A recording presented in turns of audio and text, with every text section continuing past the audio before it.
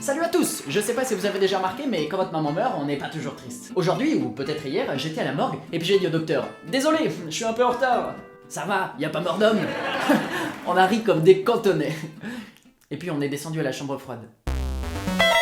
Speak! L'étranger d'Albert Camus a été publié en 1942. L'histoire commence à Alger, quand le narrateur Meursault reçoit un télégramme qui lui annonce la mort de sa mère. Mais lui, il a pas l'air d'être vraiment traumatisé par la nouvelle, non? Il est beaucoup plus intéressé par la trogne des autres pensionnaires de la maison de retraite, notamment Pérez, le nouveau mec de Feu sa daronne. Chaud. En fait, dès le début, quelque chose a l'air de peser sur ce pays. Le soleil. La chaleur accablante. Chaud. Bref, à cause de ça, Meursault a l'air assez déconnecté de la réalité. C'est-à-dire que quand le concierge s'approche de lui et se met à parler du nez, Meursault trouve qu'il ferait mieux de parler de quelque chose de plus intéressant. Aujourd'hui, maman est morte. Ou peut-être hier, je ne sais pas. J'ai reçu un télégramme de l'asile. Mère décédée. Enterrement demain. Sentiment distingué. Cela ne veut rien dire. C'était peut-être hier. L'asile de vieillards est à Marengo, à 80 km d'Alger. J'ai eu alors envie de fumer. Mais j'ai hésité parce que je ne savais pas si je pouvais le faire devant maman. J'ai réfléchi. Cela n'avait aucune importance. J'ai offert une cigarette au concierge et nous avons fumé. J'ai encore gardé quelques images de cette journée. Par exemple, le visage de Pérez quand, pour la dernière fois, il nous a rejoints près du village. De grosses larmes d'énervement et de peine ruisselaient sur ses joues.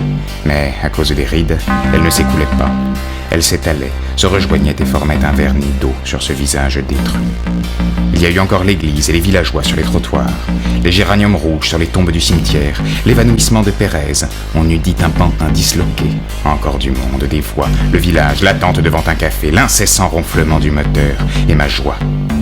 Quand l'autobus est entré dans le nid de lumière d'Alger, et que j'ai pensé que j'allais me coucher et dormir pendant 12 heures.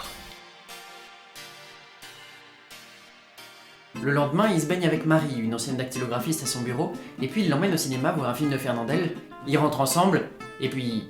Enfin, vous voyez quoi. Ensuite, on fait la connaissance de Céleste, son restaurateur, et Salamano, son voisin bizarre, qui ressemble quand même vachement à son chien. En fait, ce clébard, c'est juste une espèce de gigantesque croûte. Alors je vous dis pas la gueule du mec. Enfin, Meursault rencontre Raymond, le souteneur. Le son de... Un Mac. Un Mac. Tu as l'air bien patraque aujourd'hui, Meursault. Quelque chose ne va pas? Ça va très bien Raymond, mais mon patron est un peu vénère parce que j'ai pris un gros week-end. Et puis, qu'est-ce qui fait chaud? Ma mère est morte hier. Bref, Raymond le Mac a des embrouilles. Et pendant un petit barbecue des familles sur la plage avec Marie, il demande à Meursault de venir avec lui parce qu'il craint de se faire démolir la boîte à dents par le frère de son ex. Enfin, ça tourne mal. La brûlure du soleil gagnait mes joues, et j'ai senti des gouttes de sueur s'amasser dans mes sourcils. C'était le même soleil que le jour où j'avais enterré maman. Comme alors, le front, surtout, me faisait mal, et toutes ces veines battaient ensemble sous la peau. Un seul pas en avant, et cette fois, sans se soulever, l'arabe a tiré son couteau qu'il m'a présenté dans le soleil.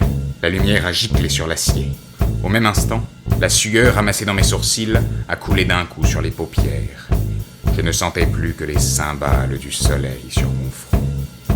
Et indistinctement, le glaive éclatant jaillit du couteau.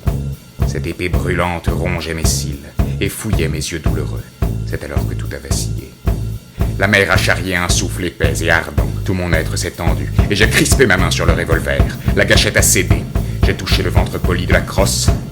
Et c'est là, dans le bruit, à la fois sec et assourdissant, que tout a commencé. J'ai secoué la sueur et le soleil. J'ai compris que j'avais détruit l'équilibre du jour, le silence exceptionnel d'une plage où j'avais été heureux. Alors, j'ai tiré encore 4 fois sur un corps inerte où les balles s'enfonçaient sans qu'il y parût. Et c'était comme 4 coups brefs que je frappais sur la porte du malheur. La deuxième partie du bouquin est occupée essentiellement par le procès, qui, bizarrement, ne porte pas sur le fait qu'il ait descendu un type, mais plutôt sur le fait qu'il n'en ait pas de remords. En fait, très rapidement, ce qu'on va lui reprocher, ça va être de ne pas avoir pleuré à l'enterrement de sa mère. Hein? Ouais. Le procureur s'est mis à parler de mon âme. Il disait qu'il s'était penché sur elle et qu'il n'avait rien trouvé, messieurs les jurés. Il disait qu'à la vérité, je n'en avais point d'âme, et que rien d'humain, et pas un des principes moraux qui gardent le cœur des hommes, ne m'était accessible. J'ai dit rapidement, en mêlant un peu les mots et en me rendant compte de mon ridicule, que c'était à cause du soleil. Il y eut des rires dans la salle. Le président m'a dit dans une forme bizarre que j'aurais la tête tranchée sur une place publique au nom du peuple français. 3 fois, l'aumônier des prisons vient le voir en espérant qu'il demande pardon à Dieu pour son crime, mais Meursault refuse. Le prêtre lui dit alors qu'il priera pour lui, et Meursault comprend que, après qu'on l'a rendu étranger à son propre procès, on veut lui ôter jusqu'à sa liberté d'accepter la mort. Il explose. Alors, je ne sais pas pourquoi, il y a quelque chose qui a crevé en moi. Je me suis mis à crier à plein gosier et je l'ai insulté, je lui ai dit de ne pas prier. Je l'avais pris par le collet de sa soutane. Je déversais sur lui tout le fond de mon cœur avec des bondissements mêlés de joie et de colère. Il avait l'air si certain, n'est-ce pas? Pourtant, aucune de ses certitudes ne valait un cheveu de femme. Il n'était même pas sûr d'être en vie puisqu'il vivait comme un mort. Moi, j'avais l'air d'avoir les mains vides, mais j'étais sûr de moi, sûr de tout, plus sûr que lui, sûr de ma vie et de cette mort qui allait venir. Oui, je n'avais que cela, mais du moins je tenais cette vérité autant qu'elle me tenait. J'avais eu raison, j'avais encore raison, j'avais toujours raison. C'était comme si j'avais attendu pendant tout le temps cette minute et cette petite aube où je serais justifié. Rien n'avait d'importance, et je savais bien pourquoi. Lui aussi savait pourquoi. Du fond de mon avenir, pendant toute cette vie absurde que j'avais menée, un souffle obscur remontait vers moi, à travers des années qui n'étaient pas encore venues. Et ce souffle égalisait sur son passage tout ce qu'on me proposait alors dans les années pas plus réelles que je vivais. Que m'importait la mort des autres, l'amour d'une mère, que m'importait son Dieu, les vies qu'on choisit, les destins qu'on délie, puisqu'un seul destin devait m'élire moi-même et avec moi des milliards de privilégiés qui, comme lui, se disaient mes frères. Comprenait-il donc, tout le monde était privilégié, il n'y avait que des privilégiés. Les autres aussi, on les condamnerait un jour, lui aussi on le condamnerait. Qu'importait si accusé de meurtre, il était exécuté pour n'avoir pas pleuré à l'enterrement de sa mère. Qu'importait que Marie donnât aujourd'hui sa bouche à un nouveau Meursault. Comprenait-il donc ce condamné, et que du fond de mon avenir, j'étouffais en criant tout ceci. Mais déjà, on m'arrachait l'aumônier des mains, et les gardiens me menaçaient. Meursault est un monstre, au sens étymologique du terme, c'est-à-dire qu'il est celui qui doit être montré du doigt. C'est un monstre parce qu'il est plus ému par ses sensations directes que par la souffrance ou par le bonheur des autres. Il est indifférent. Le monde et les gens qui l'entourent lui sont complètement opaques.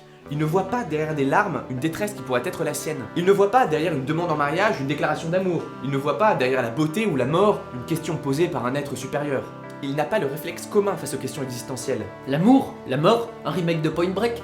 Il n'a pas le réflexe d'aller chercher plus loin. Et c'est ce plus loin qui est crucial pour comprendre Meursault et plus globalement la pensée de Camus. Tous les autres personnages essaient de le convaincre qu'il est en mesure de voir plus loin, puisque cette capacité à voir plus loin semble être la condition sine qua non pour être soi-même plus qu'une simple apparence. Pour faire simple, à en croire le monde qui juge Meursault, celui qui ne peut dépasser la surface des choses et des gens n'est lui-même qu'une surface monstrueuse qu'il faut exterminer pour le bien de la société. Pourquoi ça vous intrigue? Have you prepared a speech? Matez le mock retour, on explique ça. Michel Renard, Avalou,